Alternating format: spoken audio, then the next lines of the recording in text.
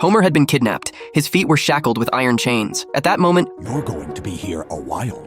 But I have to marry Marge. As of now, your pathetic little life means nothing. Just so you know, you're making a pretty bad first impression. it told Homer that if he wanted to get out, he had to find the key. Then, a lollipop was slid through the crack under the door. The key was hidden inside the lollipop. Homer took a lick and let out an agonized scream. The lollipop was made of chili peppers. It turned out that today was Homer and Marge's wedding anniversary. There had been a mix-up when they first got married years ago, and their marriage certificate hadn't been properly entered into the system. So they decided to renew their vows and throw a little ceremony to mark the occasion. But when the appointed time arrived, Homer vanished. Marge assumed he'd gotten cold feet and bolted. Lisa, however, insisted that Homer would never miss out on the mouth-watering spread at the wedding feast. Just then, Bart spotted a keychain emblazoned with SB in the room. Sideshow Bob!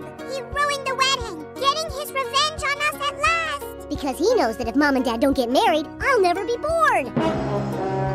The siblings tracked down Sideshow Bob. They burst through the door in a panic, but things weren't what they'd imagined. He was just sculpting a bust of Krusty the Clown. Lisa pulled out the keychain and Bob shrugged, saying there were plenty of people with those initials. Selma Bouvier's initials were SB too. It turned out the real culprits were Marge's two sisters. They were glued to the screen, cackling with delight at the sight of Homer writhing in agony. Their motive? They simply didn't want Homer and Marge to go through with the ceremony. Once Homer realized there was no way out, he pulled the wedding vows from his pocket. Meeting Marge, he confessed, had been the greatest joy of his life. I miss you. I miss the kids. God help me, I even miss your sisters.